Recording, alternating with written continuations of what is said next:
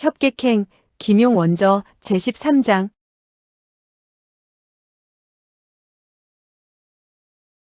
잠시 후 무기를 들지 않은 청포의 사내들이 술과 잔 그리고 젓가락과 음식들을 날라왔다. 이때 장삼과 이사는 동시에 소매자락을 한번 떨쳤다. 그러자 그들의 소매자락에서 동시에 날아나온 물건이 탁 하는 소리와 함께 우득승의 앞에 떨어졌다. 다른 물건이 아니라 바로 두 개의 동패였다. 동패는 가지런히 탁자에 푹 박혀 탁자의 면과 수평을 이룬 상태가 되었다. 동패에는 똑같이 사람의 얼굴이 그려져 있었는데 하나는 성이 난 얼굴이고 하나는 웃는 얼굴이었다. 순간 우득승의 안색이 획 변했다. 동시에 그는 벌떡 몸을 일으켰다. 쨍그렁거리는 소리와 더불어 주위 100여 명이나 되는 사내들이 일제히 철차를 휘둘렀다. 챙그렁거리는 소리는 철차에 달아놓은 무쇠고리가 낸 소리였다.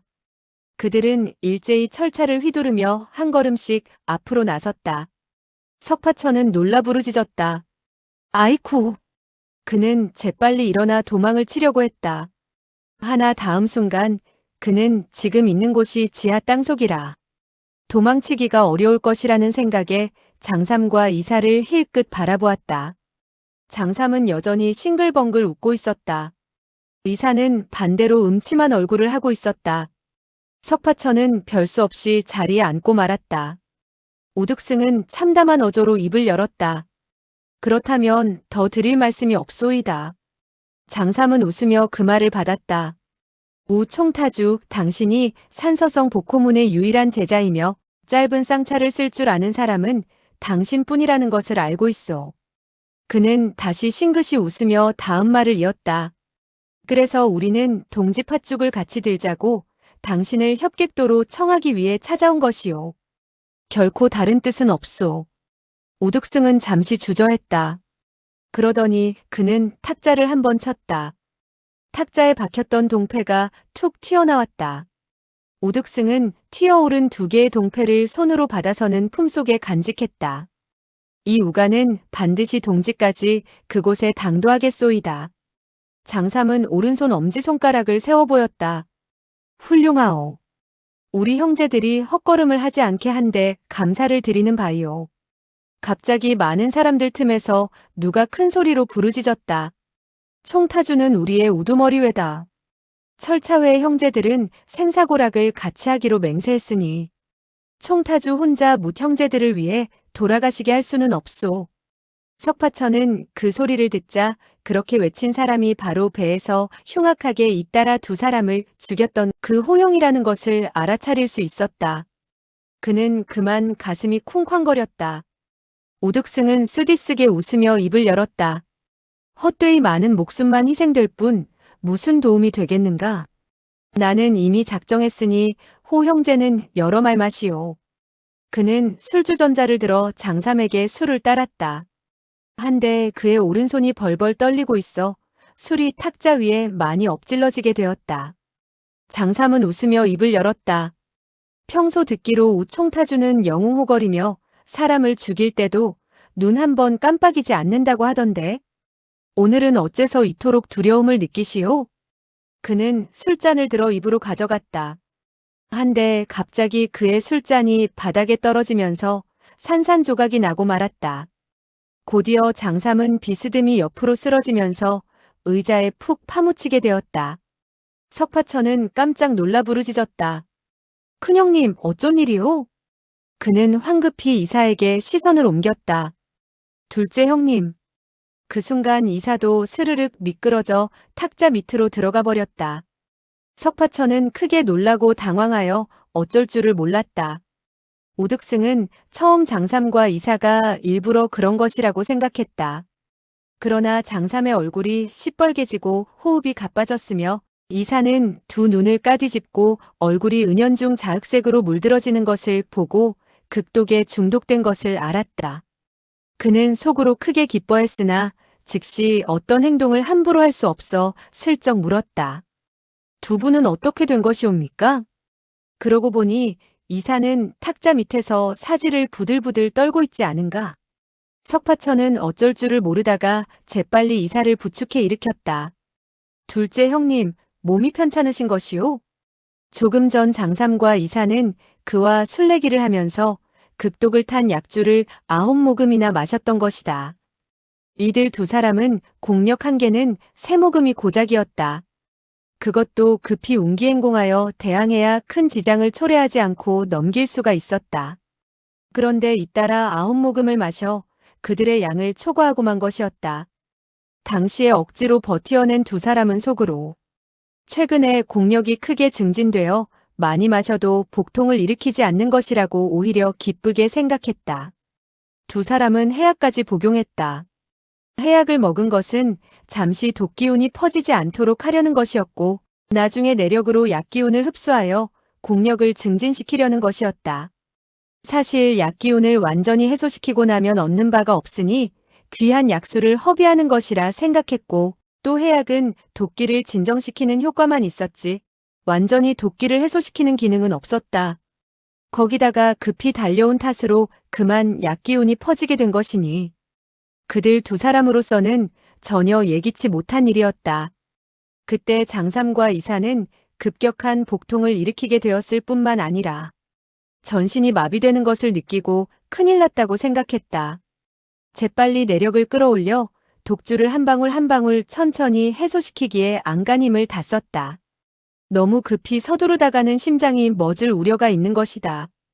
한데 공교롭게도 이와 같은 시기에 독이 퍼지게 되었으니 독기를 해소시킨다 하더라도 철차회의 철차에 목숨을 빼앗기고 말 형편이 아닌가. 두 사람은 똑같이 속으로 죽게 된 것이라고 생각했다.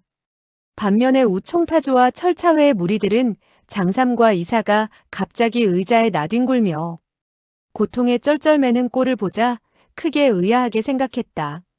그러나 그들은 두 사람의 위명에 겁을 집어먹고 천재일우의 기회인데도 감히 어떤 행동을 취하지 못하고 있었다. 석파천은 이때 어쩔 줄을 몰라하며 연신 질문을 던졌다. 두 분 형님, 술에 취한 것이요? 아니면 병이 나신 것이요? 장삼과 이사는 대답을 하지 못하고 의자에 반쯤 누운 채 급히 운기행공하여 독기를 해소시키느라고 다른 생각이나 수작을 부릴 여유가 없었다. 잠시 후 그들의 머리 위에서 하얀 김이 모락모락 피어올랐다. 우득승은 그들의 머리 위에서 김이 나는 것을 보고 모든 것을 눈치챌 수 있었다. 그는 나직이 부르짖었다. 호 형제, 이들 두 사람이 주화인마된 것이 아니면 독기운이 갑자기 체내에 퍼진 것일세. 지금 한참 운기행공하고 있으니 모두들 빨리 덤비도록 하게. 호가라는 사내는 그 말을 듣고 크게 기뻐했다. 그러나 감히 다가와 손을 쓰지 못했다. 그는 철차를 쳐들더니 획하니 장삼을 향해 내던졌다. 장삼은 그것을 막을 힘이 없었으므로 다만 슬쩍 몸을 틀어 피하려고 했다. 그러나 한 발 늦고 말았다. 그 순간 철차는 그의 어깨에 푹 박혔다. 선혈이 사방으로 튀었다. 석파천은 그 광경을 보고 대경실색했다. 아니 이게 무슨 짓이오? 감히 우리 형님에게 상처를 입히다니.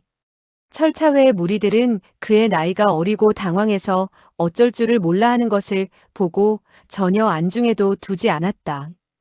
더구나 호가라는 자가 철차를 던졌으나 상대방이 받기는커녕 제대로 피하지도 못하는 것을 보고 모두 용기백배했다. 휙휙휙.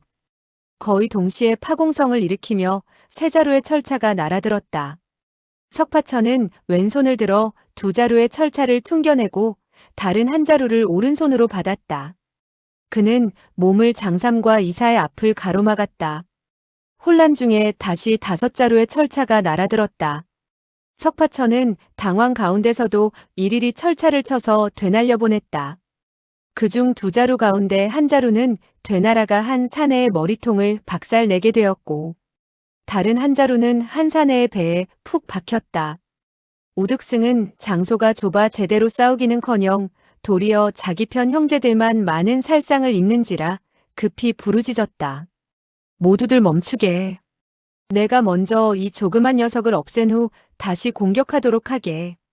그는 허리를 구부리더니 두 손을 발목으로 가져갔다.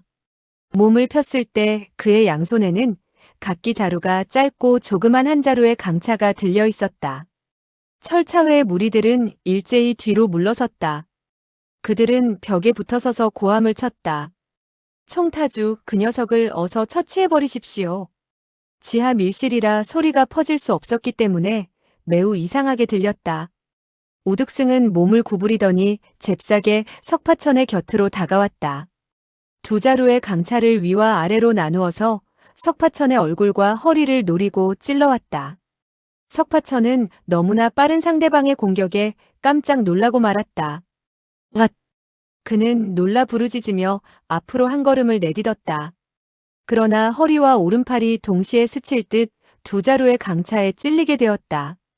쨍그랑! 그와 동시에 그는 오른손에 들고 있던 철차도 놓치고 말았다. 우득승은 그의 무공이 보잘것없는 것을 보고 크게 마음을 놓을 수 있어서 잇따라 호통을 내지르며 선풍과 같이 재차 달려들었다. 석파천은 오른팔의 상처는 별것 아니었지만 허리의 상처는 꽤 아팠다. 상대방이 매섭게 찔러오는 것을 보고 재빨리 한켠으로 피하는 동시에 냅다 우득승의 등 뒤를 후려쳤다. 바로 정불사에게 가르침받은 일초였다. 우득승은 경공신법에 뛰어나고 접근전에 능했다. 그는 석파천의 초식을 펼치는 자세가 별로 능숙하지 못했지만 바람이 휙휙 이는 것을 보고 꺼림칙하게 여긴 나머지 함부로 덤벼들지를 못했다. 그는 조심스럽게 한평생 연마한 절기를 펼쳐 석파천의 요혈만 노리고 공격해갔다. 장삼과 이사는 내력으로 뱃속의 도끼를 억압하는 한편으로 석파천과 우 총타주의 싸움을 지켜보았다. 그들은 자기네의 목숨이 바로 석파천에게 달려있다는 것을 알았다. 그들은 석파천이 절호의 기회를 무수히 놓치는 것을 보고 애석하게 여겼으며 애를 바짝바짝 태웠다. 그러나 너무 신경을 써서 잡념이 들게 해서는 주화인마될 우려가 있었다. 다시 한동안 싸우게 되었을 때 석파천은 다리를 찔려 비명을 질렀다. 아이쿠! 다급해진 그는 장력을 뻗쳐 우득승을 급히 후려쳤다. 휘익하니 장력이 거세게 뻗쳤다. 우득승은 갑자기 짙은 달콤한 향기를 맡았다. 순간 그는 머리가 띵해지는 것을 느꼈고 곧 정신을 잃고 말았다. 석파천은 그가 힘없이 쓰러지는 것을 보고 어리둥절하여 뒤로 물러섰다. 호가라는 사내가 달려와 우득승을 살폈다. 우득승의 얼굴에 시커먼 기운이 떠오른 것을 보고 중독된 것을 직감했다. 그는 우득승의 콧김을 맡아보았다. 이미 숨져 있지 않은가.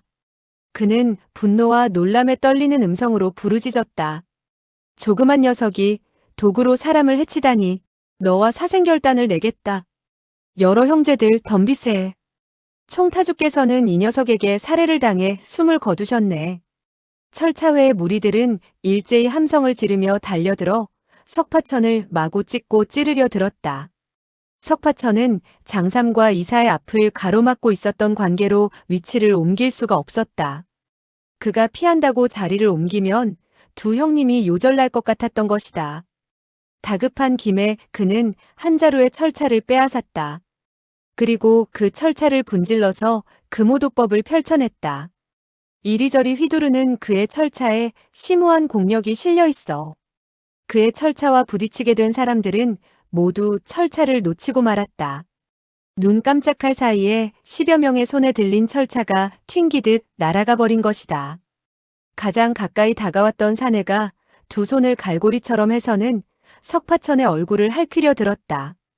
석파천은 그 기세가 흉악한 것을 보고 급한 김에 초식이고 뭐고 따질 새도 없이 왼손을 휘둘러 그의 손을 후려쳤다. 상대방의 열 손가락이 우드득 하는 소리를 내면서 부러졌다. 그리고 그 사람도 맥없이 바닥에 주저앉더니 다시는 일어나지를 못했다. 혼전 중이라 그 누구도 그 사람의 생사를 주의하지 않았다. 67명의 사내들이 철차나 맨손으로 석파천을 잇따라 공격해 오고 있었다. 석파천은 도저히 물러설 수가 없는 입장이라 달려드는 사내가 접근하기만 하면 오른쪽 손을 들어 후려쳤다. 한데 그가 일장을 휘두르기만 하면 사람들은 그 즉시 쓰러졌다. 영문을 모를 일이었지만 희한하기 그지없었다. 잇따라 6명이 쓰러졌다. 누군가가 부르짖었다. 저 녀석의 독장은 매우 무섭다. 모두들 주의해라. 어떤 사람이 부르짖었다. 왕사명도 독장에 죽었다. 조심해. 말이 끝나기도 전에 그자 역시 쓰러지고 말았다. 쓰러지던 사람의 독이 묻은 철차가 그의 몸을 찔러서 그까지 중독되어 죽은 것이었다. 그 사람은 석파천에게 직접 독장을 맞지도 않았는데 중독이 되어 그대로 숨지고 만 것이다. 철차회의 무리들은 이렇게 되자 공포에 질리게 되었다. 모두들 다투어 뒤로 슬금슬금 물러섰다. 그런데 독장에서 퍼져나간 독기운에 여러 사람은 머리가 어지러운 것을 느꼈다. 곧이어 쨍그랑, 쿵, 우지끈 하는 소리와 신음소리, 그리고 비명소리가 연이어졌다. 주위에 있는 사람들은 한 사람씩 쓰러지기 시작했다. 어떤 사람은 도망을 치려고 몸을 돌렸으나 걸음을 옮기기도 전에 쓰러졌고 어떤 사람은 서너 발자국 떼어놓다가 쓰러졌다. 삽시간에 100여 명이나 되는 장정들이 여기저기에 힘없이 차례로 나뒹굴었다. 그 중에 공력이 가장 높은 4사람만이 남게 되었다. 그들은 일제히 손으로 입을 막고 밖으로 도망을 쳤다. 하지만 그들 역시 대청 입구에 이르러 4사람이 한 덩어리가 된 상태로 그만 쓰러져서 일어나지를 못했다.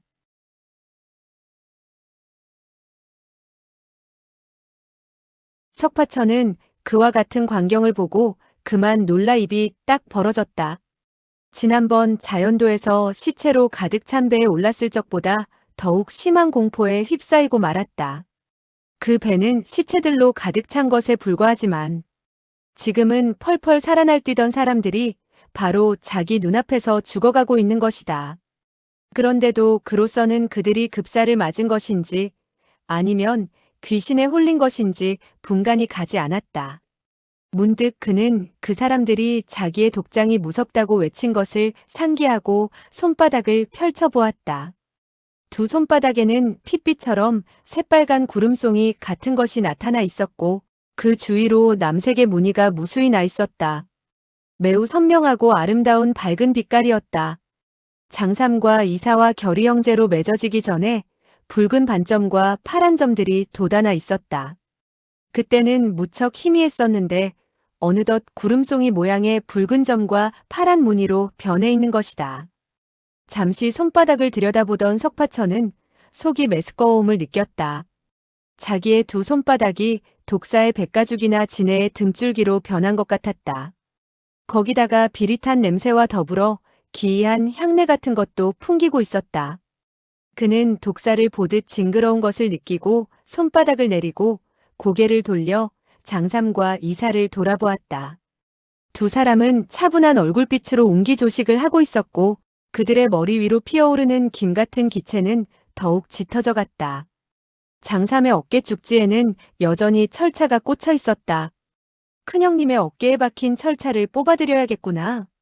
석파천은 급히 장삼에게 다가서며 철차를 가볍게 쥐었다. 이어 기운을 약간 주어 뽑자 철차는 뽑혔으나 새빨간 피가 상처에서 분수처럼 흘러내렸다. 석파천은 재빨리 상처 부위를 누르는 동시에 자기의 옷자락을 찢어 상처를 싸맸다. 이때 장삼은 길게 숨을 들이마시며 나직이 말했다. 소영제, 자네는 내 말대로 해주게나 느릿하고도 띄엄띄엄 힘이 없는 한마디였다. 그는 이사와 비슷한 정도로 중독되었다. 그러나 어깨의 상처에서 많은 피가 흘러나오자 독기운이 적지 않게 해소되었다. 석파천은 급히 고개를 끄덕였다. 그러죠. 큰형님께서는 어서 분부하십시오. 장삼은 말했다. 너의 왼손을 나의 등 뒤에 있는 영태열에 갖다 대라. 그는 숨을 몰아쉬더니 띄엄띄엄 한참이 걸려 옹기행공하는 법과 몸 안에 축적된 독기를 몸 밖으로 몰아내는 방법을 이야기했다. 당부하는 말을 끝내자 그의 이마에서는 땀이 비오듯 흘러내리고 안색은 금방이라도 피가 번져 나올 것처럼 시뻘개졌다. 석파천은 조금도 망설일 수 없다고 판단하고 그가 분부한 대로 그의 윗옷을 벗기고 오른손은 그의 전중혈에 왼손은 그의 영태혈에 갖다 댔다. 왼손으로 내력을 주입하는 동시에 오른손으로 흡수하는 방법을 써야 했던 것이다. 아니나 다를까? 차 한 잔이 식는 시간이 지나자 한 가닥 뜨겁고도 신라처럼 가느다란 기운이 자기의 오른쪽 손바닥으로 스며드는 것을 느꼈다. 한참 도끼를 빨아내고 있을 때 갑자기 발자국 소리와 더불어 10여 명이 달려들어왔다. 모두 철차를 들고 있었다. 이들은 밖에서 지키고 있었는데 오랜 시간이 흘러도 소식도 없고 교대를 하러 오는 사람도 없어 안으로 들어오게 된 것이다. 그들은 들어온 즉시 총타주와 형제들이 모두 시체가 되어 나뒹굴어져 있는 것을 발견했다. 깜짝 놀란 그들은 그때서야 석파천과 장삼 그리고 이사가 땅바닥에 앉아 있으며 중상을 입고 웅기하여 상처를 치료하고 있다는 것을 알아차렸다. 다음 순간 그들은 일제히 함성을 지르며 세 사람을 향해 철차로 찔러왔다. 석파천은 몸을 일으켜 그들을 상대하려고 했다. 한데 그들은 겨우 세 사람이 있는 곳과 일장쯤 되는 곳에 달려왔을 뿐 갑자기 몸을 휘청거리더니 맥없이 픽픽 쓰러지는 게 아닌가. 쓰러지는 즉시 꼼짝도 하지 않고 일어설 줄도 몰랐다. 석파천은 너무나 놀라 심장이 목구멍으로 튀어나올 것만 같은 느낌을 받았다. 그는 떨리는 음성으로 장삼에게 하소연했다. 큰형님, 이 밀실에 악귀가 있는 모양입니다. 빨리 이곳을 떠나야지요. 장삼은 고개를 가로저었다. 그는 이때 복통이 그리 심하지 않았다. 독이 반쯤 해소된 것이다. 너는 똑같은 방법으로 둘째 형님에게 그렇게 해주어야겠다. 석파천은 순순히 대답했다. 예, 예. 그는 여전히 장삼이 가르쳐준 방법으로 이사의 몸 안에 있을 독을 빼냈다.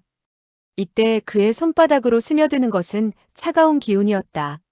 한식경이 지나자 이사는 몸 안의 도끼가 감소되고 복통이 누그러졌다. 석파천은 다시 장삼의 독을 빨아냈다.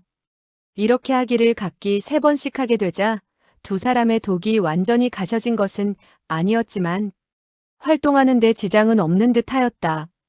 원래 그들은 그 도끼로 공력을 증진시키고자 했던 바라 천천히 독을 융화시켜 나가면 되었다.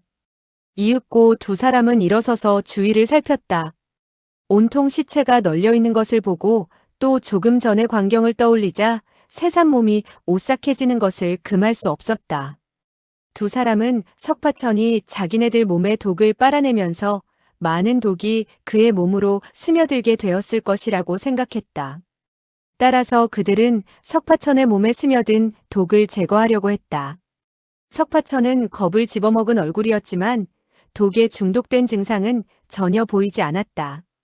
두 사람은 희한한 일이라고 감탄을 하는 반면 여간 고맙게 생각하지 않았다.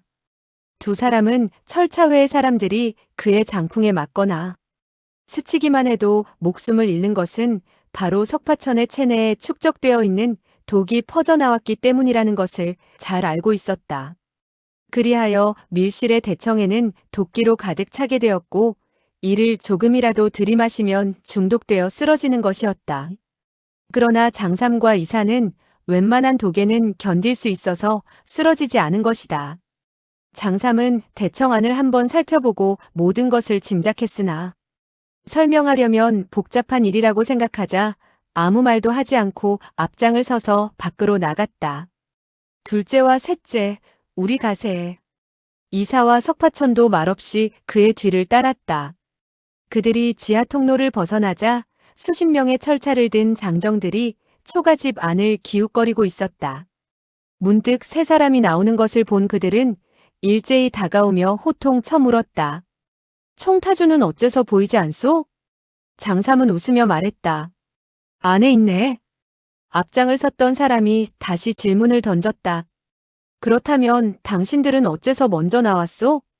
장삼은 웃으며 말했다. 나도 모르겠으니 자네가 들어가 보게나.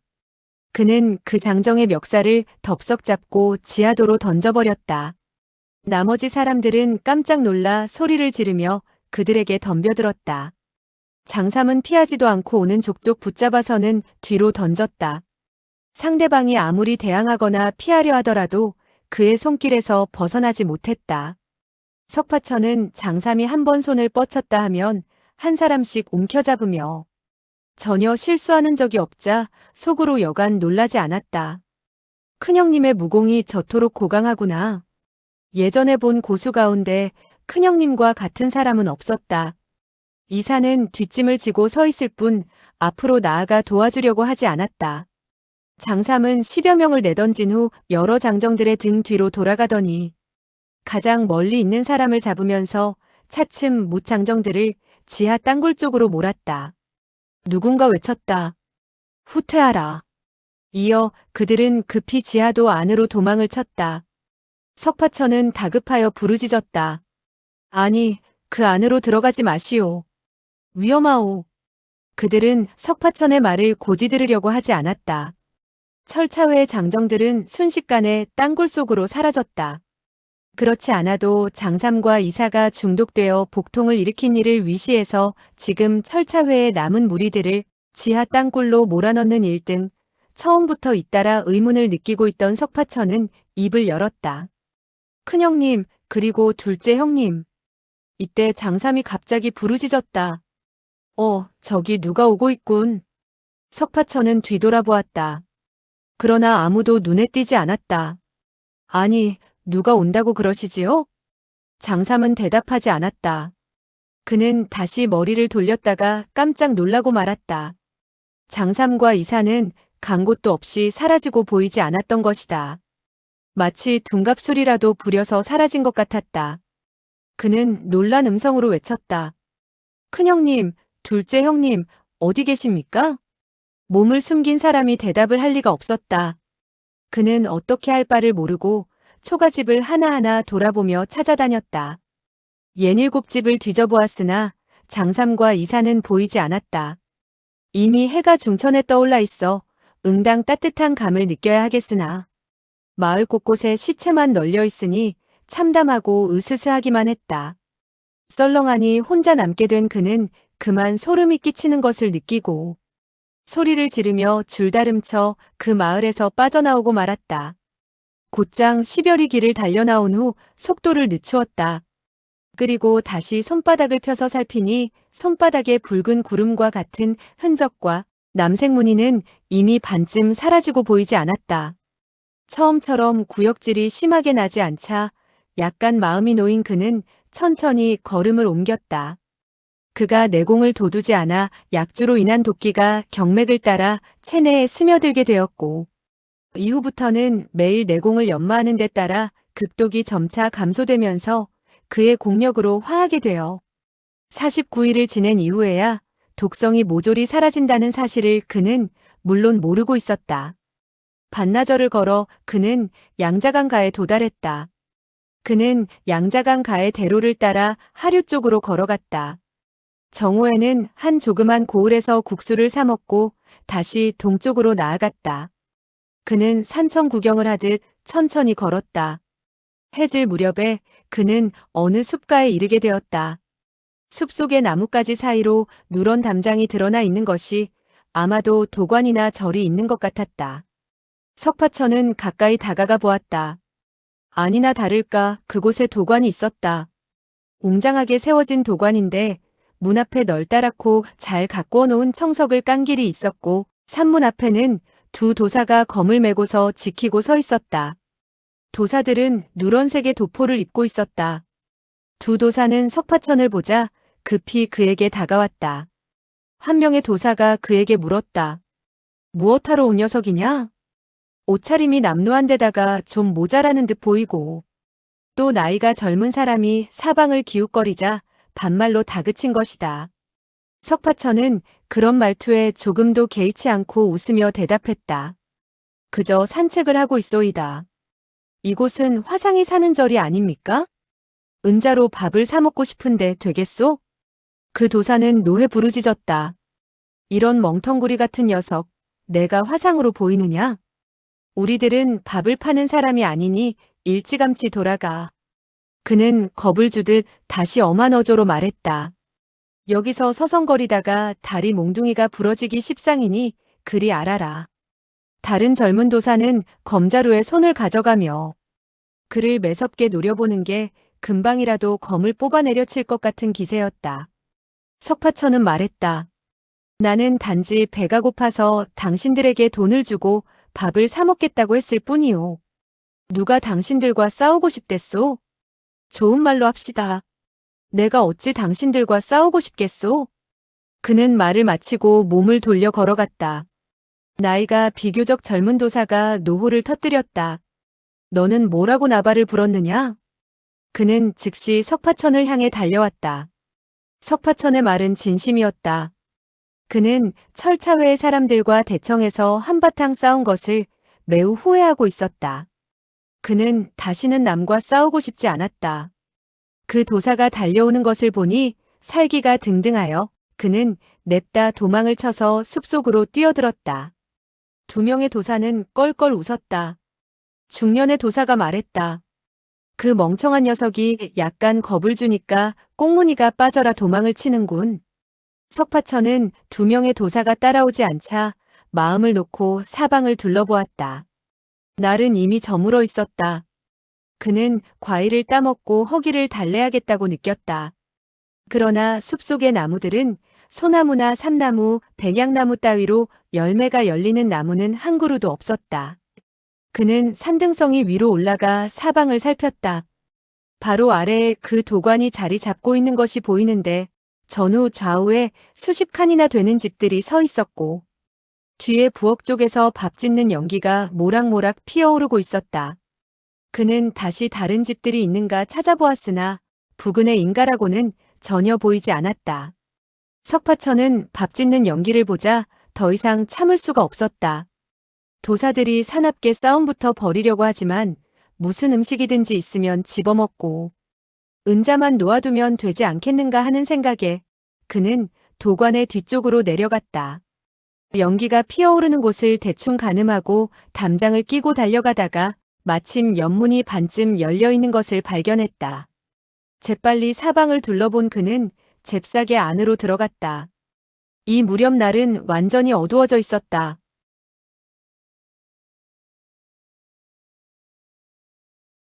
안으로 들어간 석파천은 그곳이 바로 마당인 것을 알 수 있었다.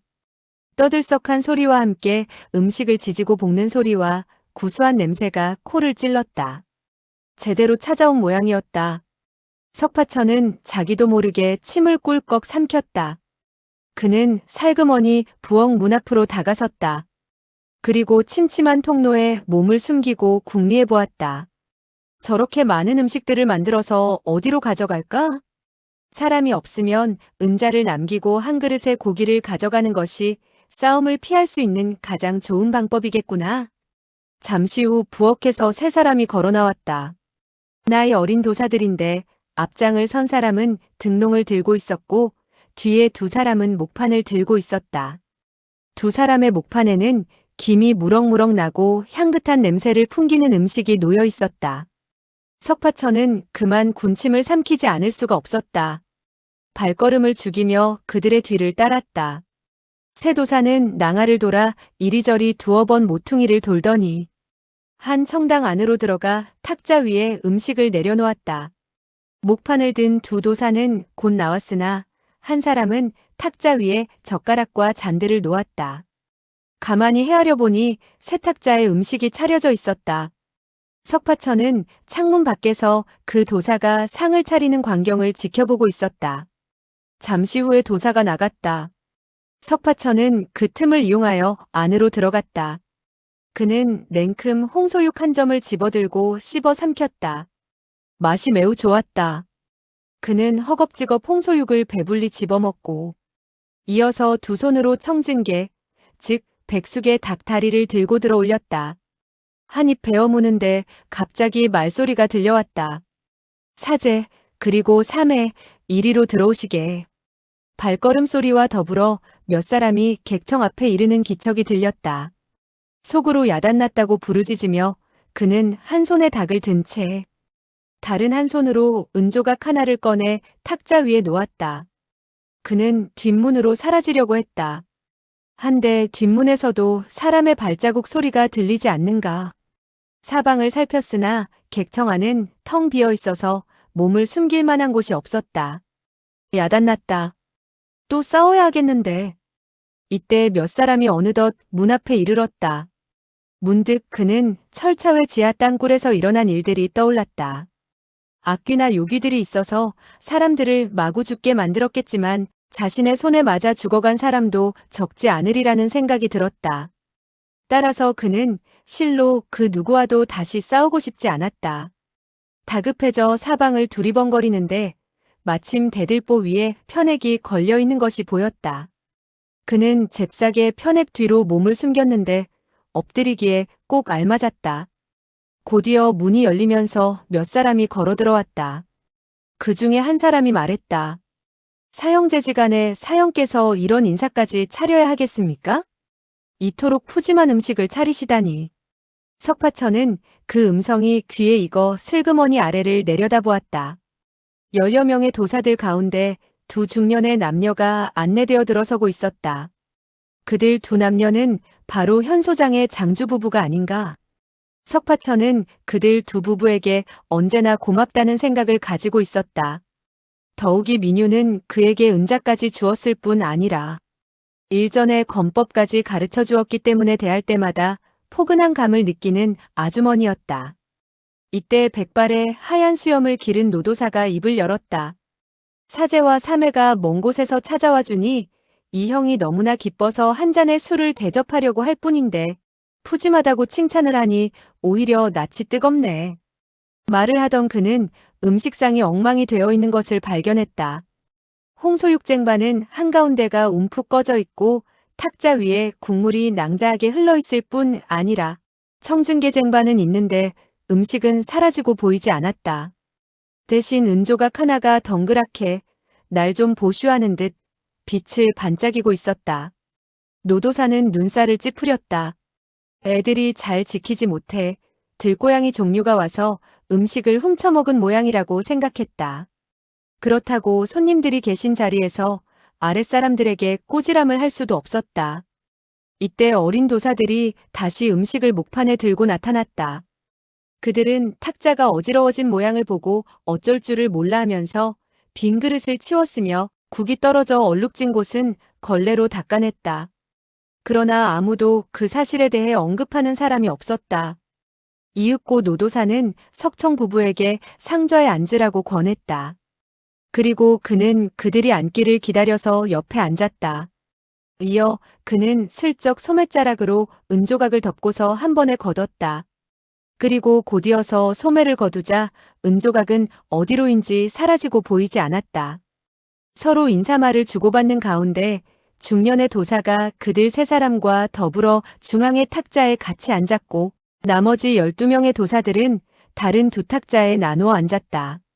술이 세 순배 돌게 되었을 때 노도사는 나직이 한숨을 내쉬며 입을 열었다. 7년 동안 보지 못했지만 사제와 삼의 풍채가 여전하니 기쁘네. 그는 허옇게 센 머리칼을 쓰다듬으며 다시 말을 이었다. 이 형은 이제 늙었네. 석청은 인사말을 했다. 사형께서 머리가 좀 새시긴 해도 정신은 전보다 더욱 맑아지신 것 같습니다. 늙은 도사는 머리를 가볍게 저었다. 좀 센 게 무엇인가? 근심 걱정에 짓눌려 하룻밤 사이에 그만 허옇게 새고 말았네. 그는 다시 한숨을 내쉬며 말을 이어갔다. 사흘 전에만 왔더라도 이 형의 반백인 머리칼과 수염을 대할 수 있었을 것이네. 석청은 물었다. 사형께서 근심을 하는 것이 혹시 상선벌악의 두 사자 때문이 아닙니까? 그 늙은 도사는 한숨을 내쉬며 말했다. 맞아. 그 일이 없었다면 아무 걱정 없이 살아갈 텐데 말이야. 나 상천관의 천어도인은 그놈들 때문에 며칠 사이에 수십 년이나 폭삭 늙었지 뭔가. 석청이 말했다. 소옥가에서 저번에 저와 삼의 두 사람은 들은 이야기가 있습니다. 이번에 상선벌악 두 사자가 나타났으니 이제부터 무림에는 피바람이 몰아칠 거라나요. 이 말을 들은 우리는 가만히 있을 수 없어서 밤을 새워 급히 달려온 것이랍니다. 여러 사형들과 대책을 상의하기 위해서죠. 우리 상청관은 수십 년 동안 무림을 주름잡아왔지 않습니까? 상청관이 너무나 유명하니 어쩌면 두사자가 건드리지 못할지도 모르지만 어디 안심이 돼야죠. 우리 부부는 이곳에서 한 달쯤 머물면서 놈들의 동태를 예의주시할 생각입니다. 만일 놈들이 함부로 도전해 온다면 저희 부부는 사문을 위해 작은 힘이나마 다할 각오가 되어 있습니다. 제 생각이 어떻습니까? 천어 도인은 아무 말도 하지 않고 그저 땅이 꺼져라 탄식하더니 품속에서 2개의 동패를 꺼냈다. 그는 쩡쩡 소리가 나도록 동패를 서로 마주치고 나서 탁자 위에 내던졌다. 석파천은 바로 그들의 머리 위에 있었던 관계로 똑똑히 동패의 모양을 볼 수 있었다. 하나는 웃고 있고 다른 하나는 노기를 띠고 있는 조각의 동패가 아닌가. 바로 2번이나 본 바가 있는 동패와 다름이 없었다. 동시에 그는 놀람과 의아함을 금할 수 없었다. 어째서 저 동패가 상청관에도 나타난 것일까?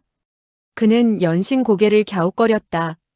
석청은 이때 하는 소리를 지르더니 한숨을 쉬었다. 상선벌악의 사자들이 이미 왔었군요.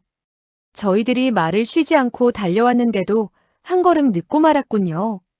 그리고 그는 잠시 여유를 두었다가 똑바로 천어를 바라보며 다시 입을 열고 물었다. 그게 언제의 일이었지요? 사형께서는 어떻게 대응할 작정이신지요? 천어는 심신이 불안정하여 일시 미처 대답을 하지 못했다.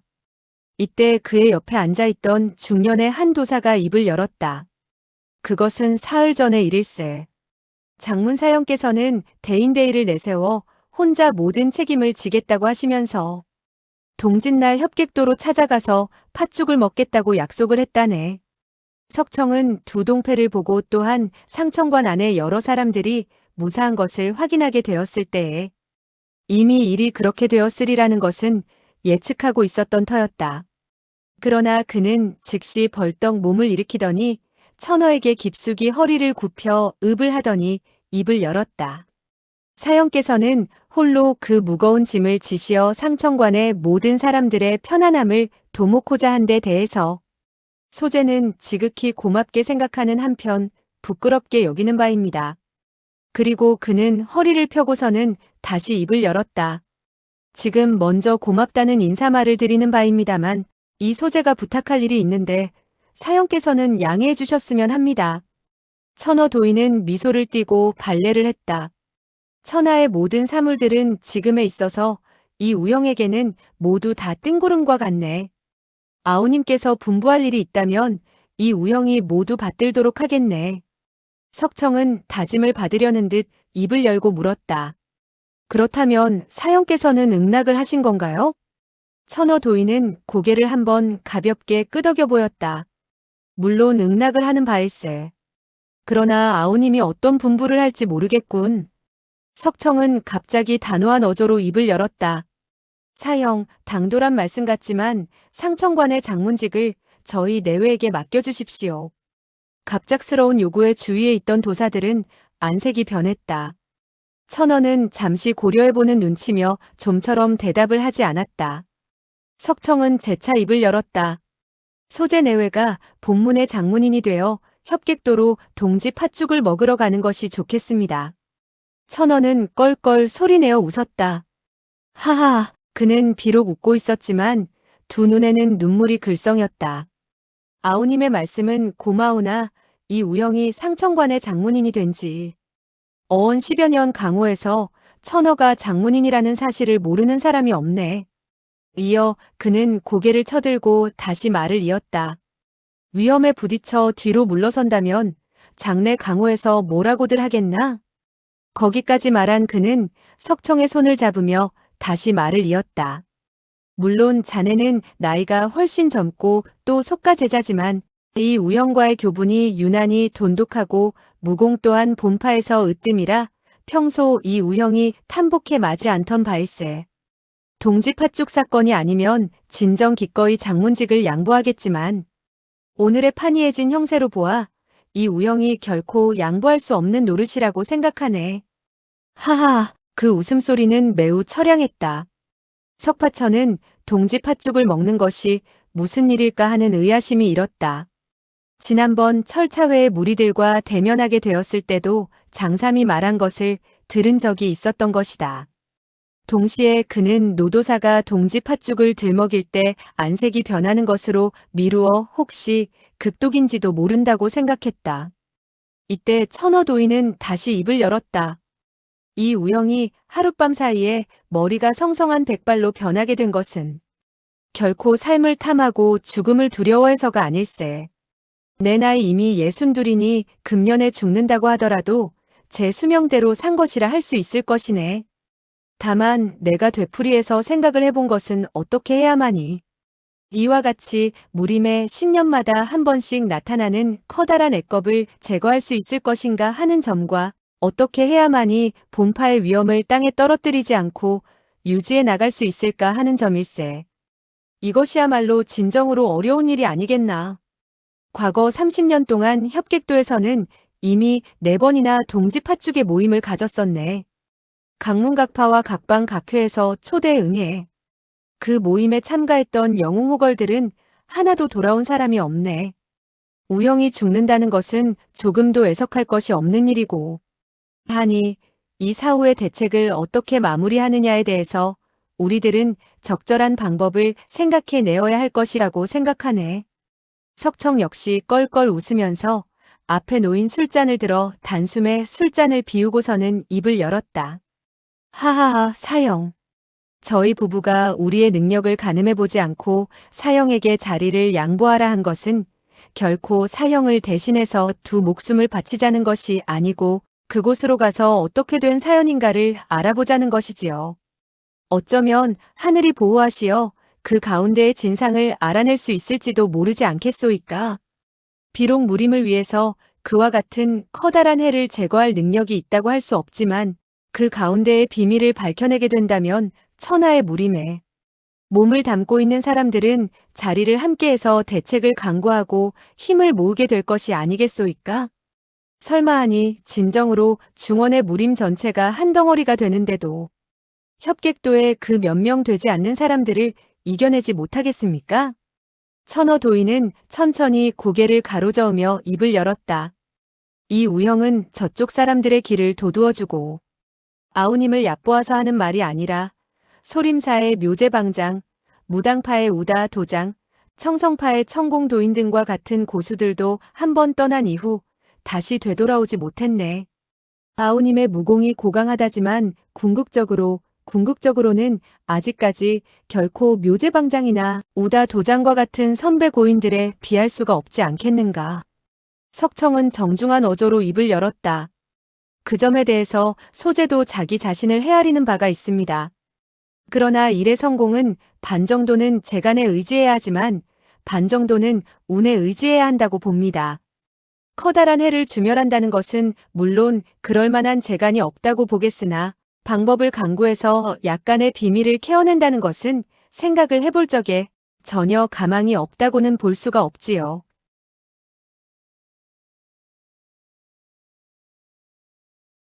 천어도인은 여전히 고개를 가로저었다. 상청관의 장모는 100년 동안 언제나 도류 쪽에서 집장해왔네. 이 우영이 죽은 이후에는 충어 사제로 하여금 뒤를 잇도록 한다는 방침을 이미 정해놓고 있다네.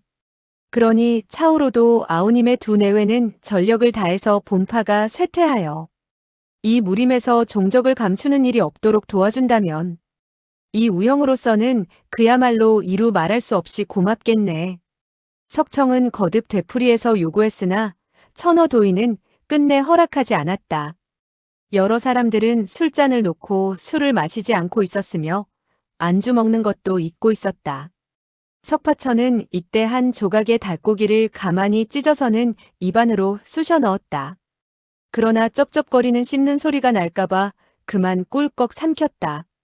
그러나 그의 한 쌍의 눈동자는 여전히 틈바구니를 통해서 아래쪽을 열심히 몰래 살펴보고 있었다.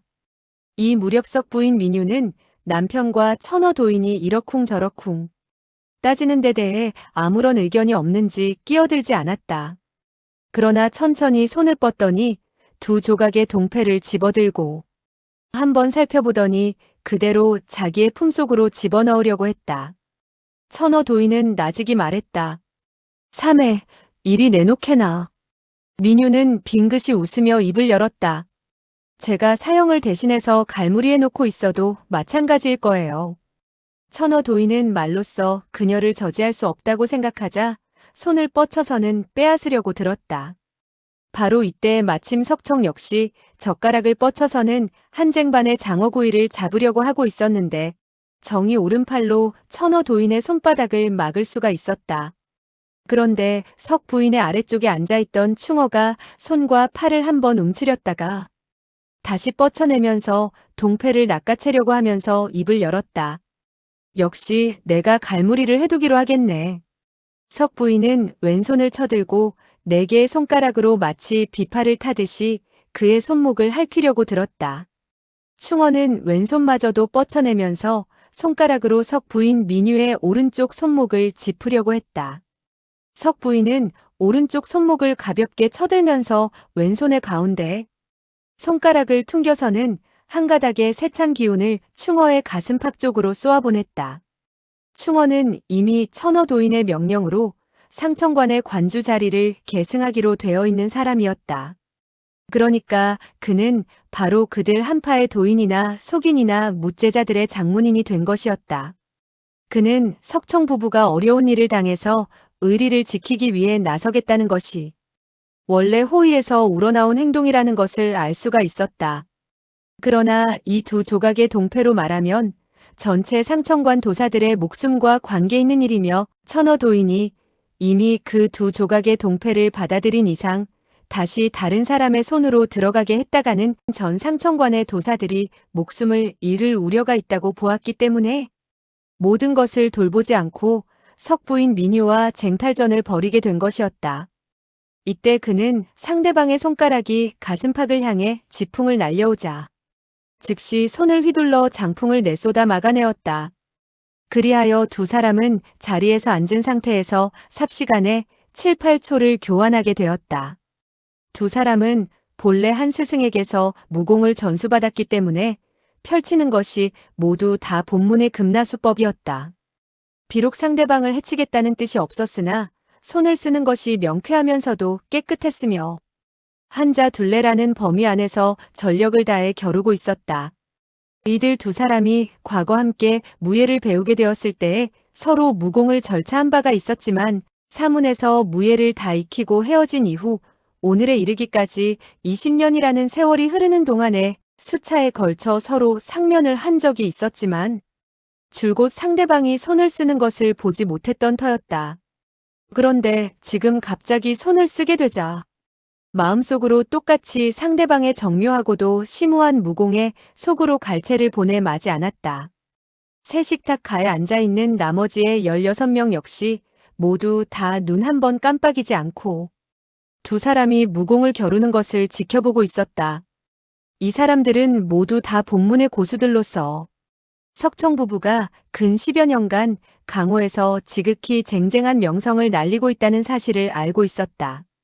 따라서 그녀와 충어가 아무런 기척도 내지 않고 서로 동패를 차지하려고 하는 마당에 본문의 무공의 묘지를 그야말로 여지없이 발휘하는 것을 대하게 되자 하나같이 찬탄을 금하지 못하고 있었다. 처음 10여 초를 겨루게 되었을 때에 두 사람의 세력은 막상막하였다. 그러나 석 부인 민유는 오른손으로 두 조각의 동패를 거머쥐고 있었기 때문에 오른손으로는 겨우 주먹질만 할 수 있었을 뿐 구웅나, 탄, 조 등 본문이 금나수법 절기를 제대로 발휘할 수가 없어서 크게 약화된 상태에 놓여 있다고 할 수가 있었다. 그와 같은 상황 하에서 다시 몇 초를 겨루게 되었을 때 충어가 왼손으로 공력을 돋우고 석 부인의 왼팔을 눌러서 아래로 내리는 동시에 오른손의 5손가락은 어느덧 동패에 닿도록 하는데 성공을 하고 있었다. 석 부인은 속으로 이번에야말로 그에게 낚아채이게 되었다고 생각했다. 두 사람이 만약에 각기 내력을 돋우어서 서로 쟁탈전을 벌이게 된다면 첫째 보기에 우아스럽지 못하고, 둘째로 그녀 자신은 역시 여자인지라 내력에 있어서 아무래도 충어 사형만큼 옹호할 수 없다고 생각했다. 따라서 그녀는 즉시 손을 벌려 두 조각의 동패가 아래로 떨어지도록 놓았다. 이것은 물론 자기의 남편에게 넘기겠다는 뜻이기도 했다. 석청은 즉시 손을 뻗쳐서는 그 두 조각의 구리패를 잡으려고 했을 때에 갑자기 두 가닥의 세찬 바람이 얼굴로 뻗쳐오는 것을 느꼈다. 그러고 보니 바로 천어도인이 그를 향해 두 손을 밀어내고 있는 것이 아닌가. 두 가닥의 세찬 바람은 패도적인 기운이 없었지만 이미 웅후하게 가다듬어진 장력으로서 항거하지 않는다면 반드시 중상을 입고 말 것 같았다. 그렇게 되었을 때에 설사 구리패를 수중에 넣는다고 하더라도 반드시 떨구고 말 것 같아서 부득이 손을 뻗쳐서는 손바닥으로 상대방의 장력을 막으려고 했다. 그런데 바로 그와 같이 조금 멈칫거리는 순간에 천어 아래쪽에 앉아있던 조어 도인이 어느덧 손을 뻗쳐서는 동패를 받아서 거머쥐는 것이 아닌가. 구리패가 일단 조허의 손에 들어가게 되자 석청 부부와 천어 그리고 충어 네 사람은 동시에 껄껄 소리내어 웃으며 일제히 손을 거두어들였다. 충어와 조허는 이때 허리를 구부리고 절을 하면서 말했다. 사제와 사매는 너무 탓하지 말게나. 석청 부부 역시 재빨리 몸을 일으켜서는 발례를 했다. 그리고 석청은 정중히 말했다. 두 분 사형께서는 어찌 그런 말씀을 하시오이까. 저의 부부가 역시 경망한 짓을 한 것 같소이다. 장문 사형께서 내공이 그토록 심오하여 소재보다는 10배나 더 강한 편이니 이번 길이 비록 흉악하고 위험하겠으나 무사히 빠져나올 생각만 있다면 전혀 가망이 없는 노릇이 아니라고 생각되는군요. 조금 전 천어도인과 일장을 교환해 본 석청은 이미 장문 사형의 내공이 자기보다 훨씬 심오하다는 것을 알 수가 있었다. 천어도인은 그 말을 듣고 쓸쓸히 웃었다. 아무쪼록 사제의 말처럼 되기를 바라는 바일세. 자, 드세. 그리고 그는 술잔을 들고서는 단숨에 들이켰다. 석파천은 민유가 구리패를 빼앗으려고 했으나 뜻을 이루지 못하는 것을 보고 그 두 조각의 구리패에 어떤 중대한 관계가 있는지를 모르는지라 그저 석 부인이 자기에게 잘 대해준 점만을 상기하고는 속으로 작정을 했다. 저 도사가 구리패를 빼앗아 갔는데 나중에 내가 다시 되찾아서는 석 부인에게 드려야겠다. 이때 석청이 몸을 일으키며 입을 열었다. 아무쪼록 사형께서는 이번 길을 무사히 다녀오시기를 바랍니다. 소재의 견자가 다른 사람에게 잡혀갔기 때문에 급히 구해야겠습니다. 이번에는 여러 사형들 및 사제들과 오랫동안 이야기를 나누기가 어렵군요. 그럼 이만 실례할까 합니다. 묻도사들은 속으로 흠칫했다. 천어 도인은 정색을 하고 물었다. 아우님의 자제분이 설산파의 문화에서 무예를 배우고 있다고 들었네. 아우님 두 양주의 위명과 설산파의 성세를 본다고 하더라도 감히 그 누가 그토록 대담하고도 망령된 자가 있어 자제분을 사로잡아갔다는 것인가? 석청은 한숨을 내쉬었다. 이번 일을 이야기하자면 길어지지요. 태반은 소재가 덕이 없어 제대로 가르치지를 못해 견자가 못된 짓을 마구 저질렀기 때문이지 다른 사람을 결코 탓할 수가 없습니다. 그는 시비가 분명한 사람이었다. 비록 현소장의 그 널따란 저택이 100만 검이 불을 지르는 바람에 깨끗이 타버리고 말았지만 여전히 자기 집안 때문에 일어난 재앙이기 때문에 설산파에 대해서 결코 앙심을 품거나 증오심을 품지 않고 있었다. 충어 도인이 낭낭한 음성으로 입을 열었다. 사제와 사매 누구인지 모르지만 사제와 사매의 사랑하는 아들을 사로잡아갔다면 그것은 상천관을 업수히 여기는 짓일세.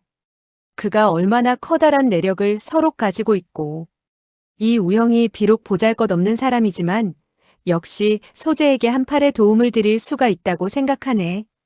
그리고는 잠시 여유를 두었다가 다시 입을 열었다. 사제의 사랑하는 아들이 남의 손에 들어가게 되었는데 또 사문의 어려움을 알고 달려와 준 것을 보면 사형제지간의 정의가 얼마나 깊고 무거운가를 충분히 엿볼 수 있겠네. 그런데 설마 하니 우리 이 우비자 격인 늙은 도사들이 전혀 양심이 없는 사람처럼 가만히 있을 수가 있겠는가? 그는 석청 부부의 아들을 잡아간 상대방이 석청 부부를 두려워하지 않고 사람이 많고 세력이 큰 설산파의 사도를 겁내지 않는 것으로 미루어 볼 때 틀림없이 매우 무서운 인물이라고 생각했지. 석청의 아들을 사로잡아간 사람이 바로 설산파의 인사라는 것을 전혀 예측하지 못하고 있었다. 석청으로서는 자기 집안의 추악한 일면을 드러내고 싶지도 않고 더더욱 상청관이 이번처럼 커다란 액난에 직면하고 있는 이때에 다시 또 다른 강적을 만들게 되고 설산파와 원수지간이 되는 것이 싫어서 인사말만 했다. 여러 사형제들께서 그토록 걱정을 해주시고 염려를 해주신 데 대해서 저희 부부는 정말 고맙게 생각합니다. 이번 일에 있어서는 아직까지 명백하게 알아보지 못했으니 나중에 어느 정도의 두서를 찾게 된 이후에 저희 부부가 여전히 어렵고 힘이 약하다고 느끼게 되었을 때에 틀림없이 상청관으로 되돌아와 도움을 청하도록 하겠습니다. 충어 도인은 고개를 끄덕였다. 바로 그것이네. 사제 두 양주는 그때에 반드시 몸소 이곳으로 달려올 것 없이 그저 사람을 시켜 정갈만 보내온다면 상청관에서는 모두 나서서 도와주겠네. 석청 부부는 두 손을 마주잡고 사의를 표했으나 속으로는 오히려 서글픈 감정에 사로잡혀서는 생각을 했다. 설산파에서 내 아들을 청가닥 만가닥으로 잘라 죽인다 하더라도 우리 부부로서는 체념할 수밖에 없는 노릇이며 결코 이 상청관으로 와서 한 명에게도 도움을 청할 수는 없다. 그리고 그들 두 부부는 작별 인사를 고하고 청당에서 나갔으며 천어 도인과 충어 도인 등도 모두 다 그들 부부를 전송하려고 나갔다. 석파천은 그제서야 재빨리 편액 뒤에서 뛰어내려 밖으로 달려나갔다. 담장을 뛰어넘으면서 그는 석 장주 부부의 아들을 잡아간 사람이 누구일까 하는 생각을 했다. 그리고 동패를 가지고 서로 다투고 있는 것을 보았으나 장난을 한 것이라고 단순히 생각했다. 허나 그들의 아들에 대해서는 퍽이나 관심이 갔다. 민유가 자기에게 잘 대해주었기 때문에 자기도 아주머니를 도와야겠다는 생각이 불현듯 일었다. 그리하여 그는 석청 부부의 아들이 어떻게 생겼는지 물어보아야겠다고 생각해 커다란 나무 위로 먼저 올라갔다.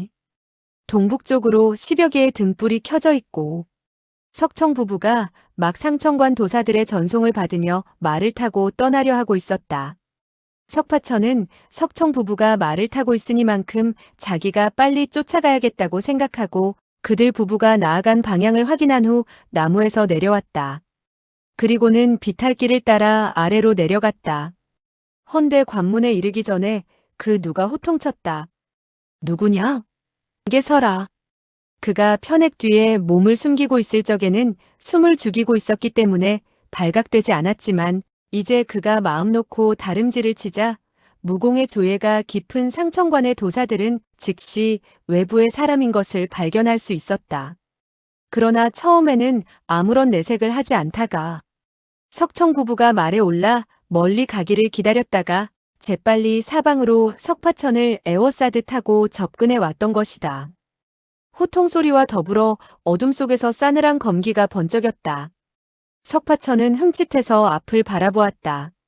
몽롱한 야색에 두 사람이 서 있는 것을 볼 수 있었다. 더군다나 왼쪽에 서 있는 사람은 바로 조허도인이 아닌가. 석파천은 오히려 잘 되었다고 기뻐했다. 조허도인이 아니시오? 조허도인은 웬 알거지 같은 녀석이 자기의 도호를 알고 묻는 바람에 그만 어리둥절해졌다. 그런데만 귀하는 누구신가? 석파천은 손을 내밀었다. 그 구리패를 나에게 주시오. 조허도인은 그 소리에 대노했다. 이걸 주마. 호통 소리와 더불어 그는 장검을 떨치며 석파천의 다리를 찔러왔다. 상청관은 계율이 엄했다. 함부로 살생을 못하게 금하고 있어서 조허도인은 구리패를 달라는 말에 크게 노회 금기를 어기는 것이지만 상대방의 내력을 알기 전에 독수를 쓰지 않고 상처를 입히려고만 한 것이다. 사실 구리패는 구리패를 받은 문파에서 받는 즉시 그 문파의 흥망이 좌우된다고 할 수 있었다. 만약 구리패가 남의 손에 들어가게 된다면 상청관의 사람들, 목숨이 오락가락하게 되는 판이라 석청 부부가 가져가려는 것도 한사코 말린 것이다. 이때 석파천은 상대방이 자기의 다리를 찔러오자 슬쩍 피하면서 오른손으로 조허도인의 어깨 쪽지를 움켜잡으려 들었다. 조허도인은 상대방의 솜씨가 뛰어난 것을 보고 장검으로 원을 그리듯 하며 석파천의 오른쪽 어깨를 찔러왔다. 석파천은 상대방의 장검 아래로 목을 움츠리고 기어나가는 동시에 장검이 자기의 머리를 찔러올까봐 자연히 오른손을 위로 떠받들 듯 뻗쳐냈다. 벼랑간 조허도인은 비릿한 냄새가 코에 스미는 것을 느끼고 그만 어지러워서 힘없이 쓰러졌다.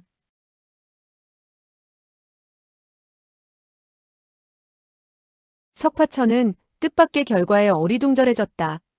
그 순간 다른 한 명의 도사가 장검으로 등을 찔러왔다. 석파천은 자기의 손바닥이 이상히 야릇해서 손만 쓰면 상대방이 쓰러지는 것을 알고 있었다. 그리하여 그는 이번에 손을 뻗치지 못하고 급히 앞으로 몸을 날려 등 뒤에 장검을 피하려고 했다. 그러나 쫙 하는 소리와 함께 그만 장삼의 뒤쪽이 장검에 의해 두세 치 정도 찢어지고 말았다. 그 도사는 조허가 적의 사악한 수법에 쓰러진 것이라고 생각하고 사람을 구하겠다는 일념에서 잇따라 장검을 휘둘러 석파천을 찔러왔다. 석파천은 비스듬히 몸을 날려 검나를 피했다. 총망 중에 조허의 장검이 땅에 떨어져 있는 것을 발견하고 재빨리 그 장검을 주워들었다. 석파천은 상대방의 검법이 날카로운 것을 보고 즉시 장검으로 칼을 삼아 금오도법을 펼쳐냈다. 착! 검과 검이 맞부딪히면서 도사의 장검이 휙하니 허공에 날아올랐다. 석파천의 내력이 엄청나 도사는 그만 장검을 놓쳐버린 것이다. 그러나 상청관의 도사들은 검법이 뛰어날 뿐만 아니라 금나수법도 무림의 일절에 속했다. 그 도사는 조금도 두려워하지 않고 맨손으로 즉시 석파천의 품속으로 뛰어들면서 두 손으로 석파천의 가슴과 아랫배에 있는 요혈을 움켜쥐려 들었다. 수중에 검이 없기 때문에 검이 있는 적과 싸울 때는 접근전을 벌이는 것이 상대방의 검을 함부로 못쓰게 하는 법이었다. 한데 석파천은 그 도사의 그와 같은 공세를 보고 부르짖었다. 그렇게는 안 돼요. 그러면서 그는 왼손을 뻗쳐 그 도사를 밀어냈다. 그 도사는 미는 바람에 뒤로 벌렁 낮아빠지고 말았다. 그리고 그는 고통스러운 듯 새우처럼 몸을 움츠렸다. 석파천은 연신 발을 굴렀다. 아, 당신을 해치고 싶지 않아 밀어내려고 했는데. 그 말이 끝나기 전에 사방에서 휘파람 소리가 들렸다. 상청관의 무토사들이 이쪽으로 달려오고 있는 모양이었다. 석파천은 재빨리 조허의 몸을 뒤져 두 개의 동패를 찾아냈다. 그리고 석청 부부가 간 쪽으로 줄다름쳤다. 단숨에 그는 시별이를 달렸다. 그러나 시종 말발굽 소리를 들을 수 없었다. 두 필의 말이 이렇게 빠르나? 혹시 그게 아니라면 석 장주와 아주머니가 간 방향을 잘못 헤아린 것일까? 이와 같은 생각을 하면서 그는 연신 앞으로 달렸다. 수마장을 나아갔을 적에 갑자기 말 울음소리가 들려왔다. 그는 소리가 나는 곳으로 재빨리 달려갔다. 한 그루의 나무에 두 필의 말이 매여 있었다. 한 마리는 검고 한 마리는 흰 것이 바로 석청 부부의 말들이었다. 석파천은 크게 기뻐서 동패를 꺼내 들고 소리쳐 그들을 부르려고 했다. 그런데 갑자기 멀리서 석청의 음성이 들려왔다. 3회, 저 좀도둑이 씩씩거리며 우리 뒤를 따르고 있는 것으로 보아. 좋지 않은 마음을 품고 있는 것 같은데 그를 쫓아보내는 것이 어떻겠소? 석파천은 깜짝 놀라고 말았다. 그들은 내가 뒤따라오는 것을 좋아하지 않는 모양이구나. 그러나 석청의 말소리는 들렸지만 두 사람이 보이지 않는지라. 혹시라도 석 부인이 자기에게 손을 쓰게 될까봐 걱정이 되었다. 만약에 핍박을 받아 초식을 펼쳐 반격을 하게 되었을 때에 잘못해서 석 부인을 죽이게 된다면 어떡하나 하는 생각이 들었다. 그리하여 그는 재빨리 몸을 움츠리고 기다랗게 자라있는 풀숲으로 몸을 숨겼다. 민유가 달려오기만 한다면 구리패를 그녀에게 건네주고 그대로 몸을 돌려서는 도망을 칠 작정이었다. 그런데 갑자기 휙 하는 소리가 나면서 흰 사람의 그림자가 질풍과 같이 왼쪽에 있는 커다란 느티나무 뒤에서 달려나오더니 손에 들고 있는 장검을 들어 검의 끝으로 풀더미 쪽을 가리키며 호통을 쳤다. 친구, 자네는 우리들을 무엇하려고 따라오는가? 빨리 썩 이리 나서게. 바로 민유였다. 석파천은 저예요라고 막 입을 열려고 했을 때 갑자기 풀더미 쪽에서 휙휙 하는 소리가 잇따라 3번 울려 퍼졌다. 그 누가 민유에게 암기를 던진 것이었다. 민유는 장검을 떨치면서 암기를 모조리 쳐서 떨어뜨렸다. 그러자 곧이어 풀더미 쪽에서 한 명의 푸른 옷을 입은 사내가 달려나오더니 칼을 휘둘러서는 민유를 내리찍으려고 들었다. 이렇게 되자 너무나 뜻밖이라 석파천은 그만 어리둥절해지고 말았다. 그로서는 풀더미 속에 사람이 숨어 있으리라고는 생각지 못했던 것이다. 그런데 그 사내의 솜씨가 민첩하고 칼을 휙휙휙 소리가 나도록 휘두르는 것이 상당히 도법에 정통한 것 같았다. 민유는 그대로 상대방의 공세를 막기만 할 뿐 결코 반격을 하지 않았다. 이때 석청마저도 느티나무 뒤쪽에서 걸어 나왔다. 그는 장검을 허리에 찬 채 뒷짐을 지고 구경을 했다. 그리고 몇 초를 구경한 이후에는 입을 열었다. 이봐 형씨. 당신은 태산 노시팔의 문화가 아닌가? 그 사람은 호통쳐 물었다. 그렇다면 어쩔 테요? 손에 든 칼을 조금도 늦추지 않고 휘둘러대었다. 석청은 웃으며 입을 열었다. 노시팔과 우리들은 교분이 없다고 하겠지만 원한이 있는 것도 아닐세. 자네가 우리들 부부를 7, 8마장이나 뒤따라온 것은 무엇 때문이지? 그 사내는 버럭 고함을 지르듯 말했다. 당신에게 말할 여가가 없소. 원래 민유는 아주 수월하게 초식을 펼쳐내고 있었지만 이미 상대방 청이의 사내로 하여금 어지럽게 만들어 놓고 있었다. 석청은 그 광경을 보더니 웃으며 입을 열었다. 노시팔의 무공은 우리들보다 고명하지만 자네는 아직도 사부의 삼성도 되지 않는 재간만 겨우 익혔군. 그러니 이제 칼을 거두고 손을 멈추도록 하게나.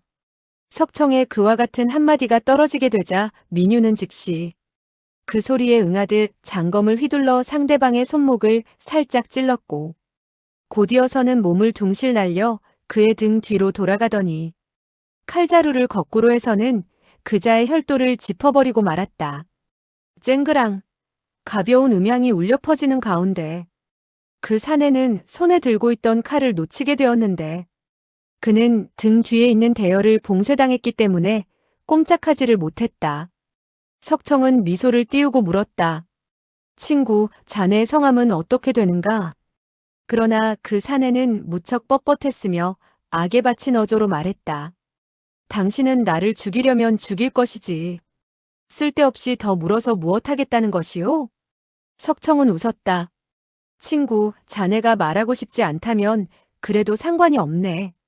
그런데 자네가 어느 방회에 가입한 것을 자네 사부께서는 아마도 아직 모르시겠지? 사내의 얼굴에 의아한 빛을 띄웠다. 마치 당신이 그 사실을 어떻게 알고 있어 하고 되묻는 것 같았다. 석청은 다시 여유 있는 어조로 입을 열었다. 불초와 존사이신 노시팔 대엽과는 평소에 아무런 원한이나 감정이 없는 처지일세. 존사가 한사코 사람을 보내 우리 부부의 뒤를 미행토록 했다면 허허. 솔직히 형씨에게 이야기를 하는 것이지만 존사께서는 어찌되었든 간에 우리를 그런대로 높이 사는 편이라 결코 형씨와 같은 사람을 보내지는 않았을 것이네. 이 말뜻은 당신의 무공이 너무나 떨어지기 때문에 진정 자기네들 뒤를 따를 자격이 없는 것을 당신의 사부가 모를 리가 없다는 뜻을 분명히 밝힌 것이었다. 이렇게 되자 그 사내의 얼굴은 그만 검불타 못해 자줏빛으로 변하게 되었으나 다행히 아직도 어둠의 장막이 걷혀지지 않아. 다른 사람들은 그와 같은 그의 얼굴빛을 알아보지를 못했다. 석청은 손을 뻗쳐서는 그의 어깨 쪽지를 2번 토닥거려주고서는 정중히 말했다.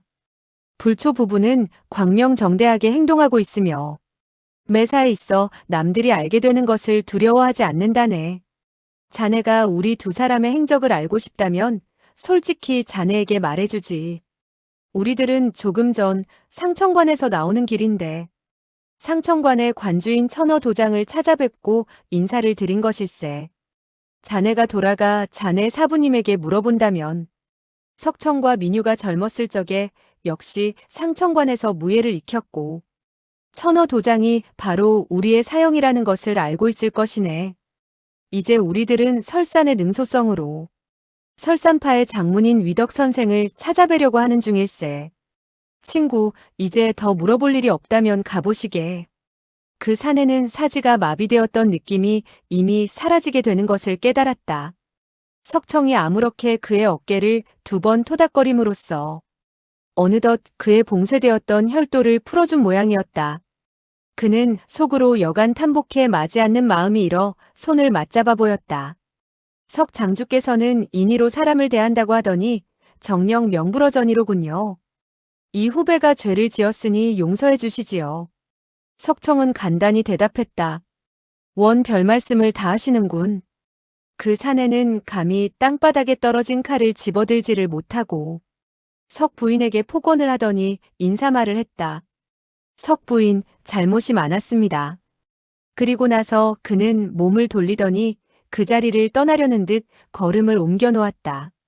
그런가 하면 석 부인 민유는 허리를 구부려 발레를 했다. 그 사내가 몇 걸음 정도 앞으로 나가게 되었을 때에 석청이 갑자기 질문을 던졌다. 친구, 귀방의 석방주의 행방을 알아냈는가? 그 사내는 몸을 흠칫하더니 석청 쪽으로 돌렸다. 당신은 모두 알고 계셨군요. 석청이 나직이 한숨을 내쉬었다. 아, 나는 모르네. 아직도 소식이 없는 모양이군. 그렇지 않은가? 그 사내는 고개를 가로저었다. 소식이 없습니다. 석청은 혼자서 중얼거리듯 말했다. 우리들 부부 역시 정이 그를 찾고 있는 중일세. 세 사람은 서로 마주선 채 잠시 침묵을 하는 것 같더니 그 사내는 얼마 되지 않아 몸을 돌리고 다시 걸음을 옮겨 놓았다.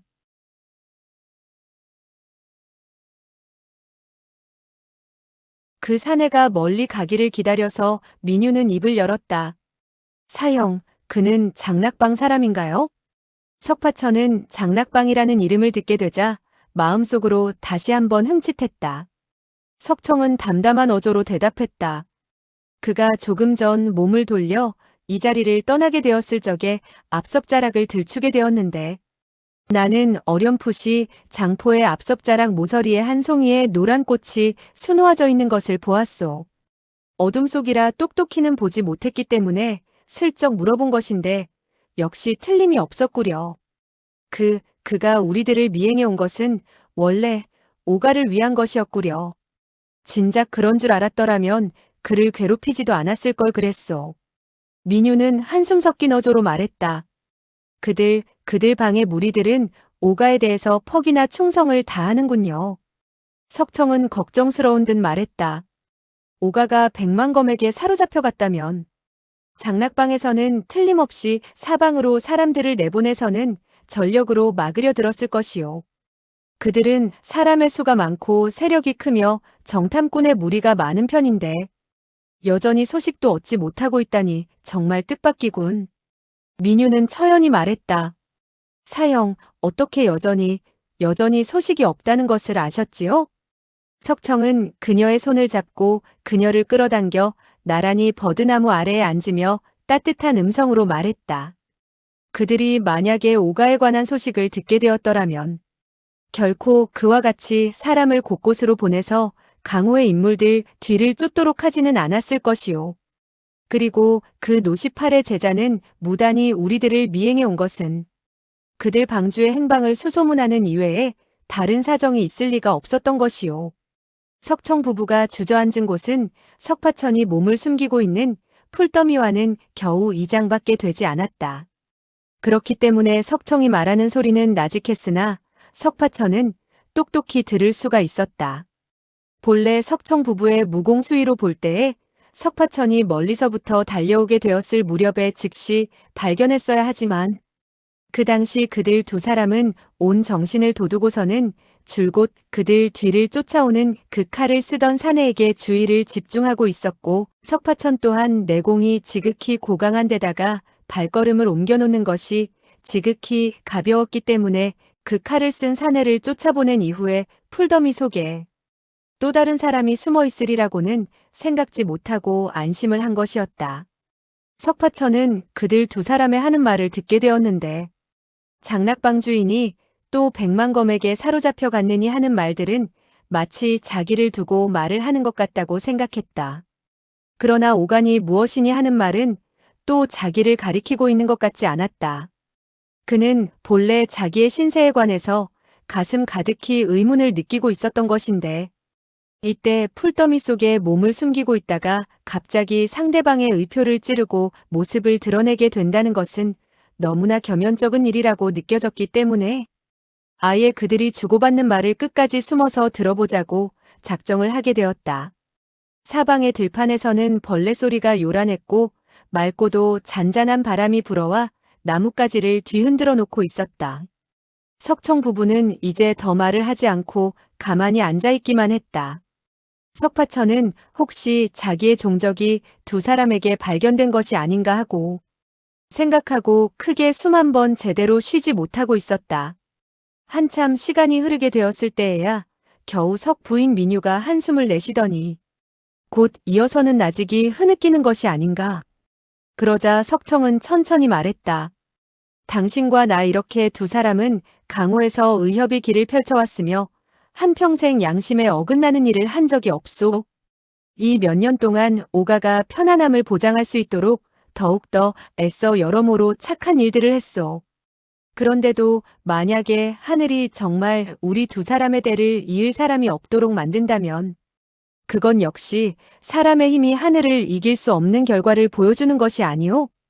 더군다나 중옥과 같이 불측한 아들 녀석은 차라리 없는 것만 못하오. 그러니 우리들은 그와 같은 아들을 낳지 않은 것으로 생각토록 합시다. 민유는 나직이 말했다. 오가는 어릴 적부터 짓궂고 장난꾸러기였지만은 그의 역시 우리들의 목숨과도 바꿀 수 없는 보배가 아니겠어요? 어찌됐든 간에 견아가 남의 손에 참혹하게 죽음을 당한 이후 우리들은 오가에 대해서 유난히 총애를 한 끝에 그만 오늘과 같은 누를 입게 된 거예요. 하지만 저 역시 시종 원망하는 마음은 없어요.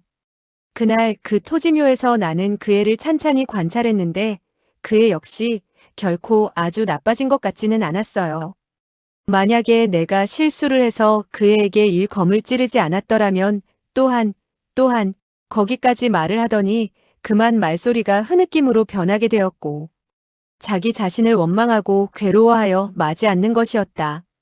석청은 부드러운 말로 달래듯이 말했다. 나는 줄곧 당신에게 그 일로 인해서 괴롭게 생각하지 말라고 하지 않았소. 설사 그날 우리가 그를 구출해낸다 하더라도 다시 그들에게 빼앗기지 말라는 보장도 없는 것이 외다. 그런데 이번 일은 정말 이상하구려. 설산파의 그 사람들이 어째서 갑자기 하나같이 어디로 간 것인지 중원무림에서 다시 그들의 소식을 조금도 들을 수 없다는 것이요. 그러니 내일 우리는 바로 능소성으로 달려가도록 합시다. 그리고 그곳으로 가서는 어찌되었든 간에 모든 사정을 밝혀보도록 합시다. 민유는 걱정스러운 듯 말했다. 우리들이 만약에 몇 명의 크게 도움을 줄 수 있는 협조자들을 모셔가지 않는다면 어떻게 능소성이라는 용담호열로 들어가 오가를 구출해낼 수 있겠어요? 석청은 한숨을 내쉬었다. 아, 사람을 구하는 일이 어찌 그리 수월하겠소? 만약에 중도에서 가로채지 못하게 되고 오가가 일단 능소성으로 들어가게 된다면 그것은 양이 호랑이 아가리로 들어간 격으로 다시 살아나기는 어려울 것이요.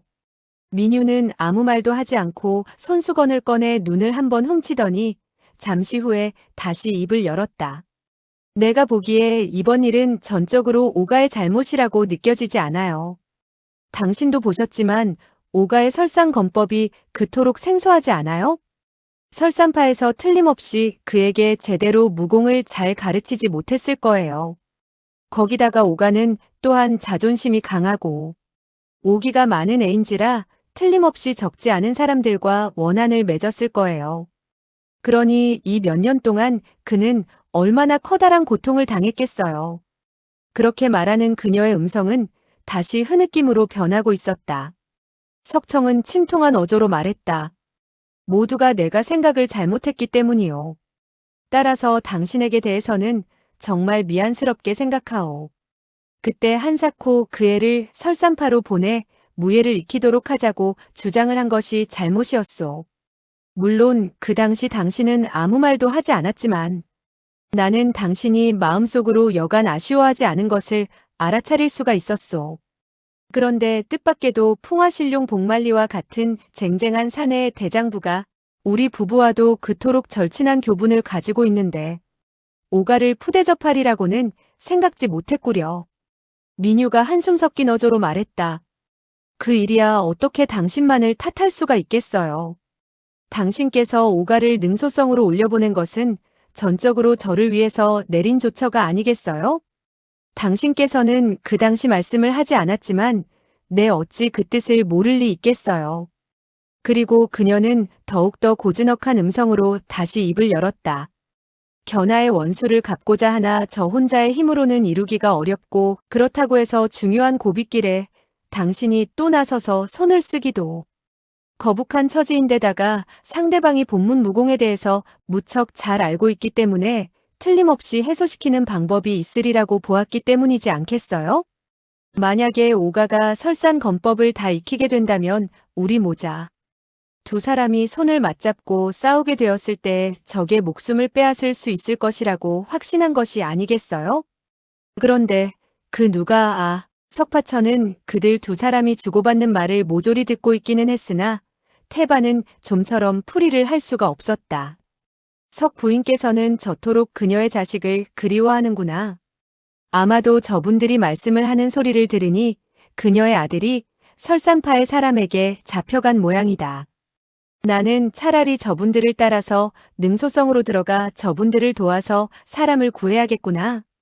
그녀는 몇 명의 힘이 되는 협조자들을 구했으면 한다는 말을 하지 않았는가 말이다. 그는 정히 이와 같은 생각을 하고 있었다. 바로 이때 갑자기 멀리서 말발굽 소리가 들려왔다. 곧이어 10여 필의 말이 달려왔다.